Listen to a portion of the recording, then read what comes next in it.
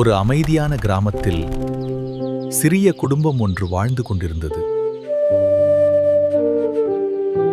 ராமு, லக்ஷ்மி அவர்களுடைய 2 குழந்தைகள் கார்த்திக் மற்றும் மீனா. அன்பும் ஒற்றுமையும் நிறைந்த வாழ்க்கை.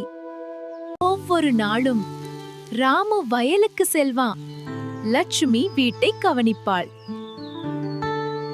குழந்தைகள் சிரிப்புடன் பள்ளிக்கு செல்வார்கள். அவர்களின் வாழ்க்கை எளிமையானது, ஆனால் மகிழ்ச்சியானது. ஆனால் ஒரு நாள் மழை வரவில்லை. பயிர்கள் உலர ஆரம்பித்தன. ராமுவின் மனதில் பயமும் கவலையும் அதிகரித்தது. வீட்டிற்கு வந்த ராமு தன் கவலைகளை லக்ஷ்மியிடம் பகிர்ந்தான். ஆனால் லக்ஷ்மி நம்பிக்கையை இழக்கவில்லை. நான் முயற்சி நிறுத்தலன்னா கடவுள் நம்ம விட்டுட மாட்டார். லக்ஷ்மி, அந்த வார்த்தைகள் ராமுவுக்கு புதிய தைரியம் கொடுத்தது. அடுத்த நாள் முதல் அவன் இன்னும் கடினமாக உழைக்க ஆரம்பித்தான்.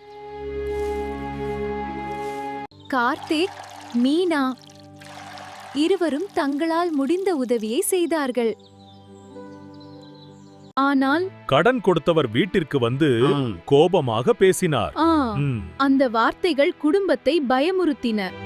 அந்த இரவு அனைவரும் அமைதியாக இருந்தார்கள். வீட்டில் ஒரு கனமான அமைதி நிலவியது. நான் எல்லாரும் சேர்ந்து வேலை பண்ணலாம்ப்பா.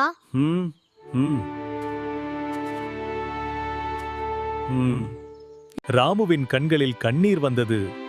அந்த தருணத்தில் அவன் உணர்ந்தான், இந்த குடும்பம்தான் என் பெரிய பலம்.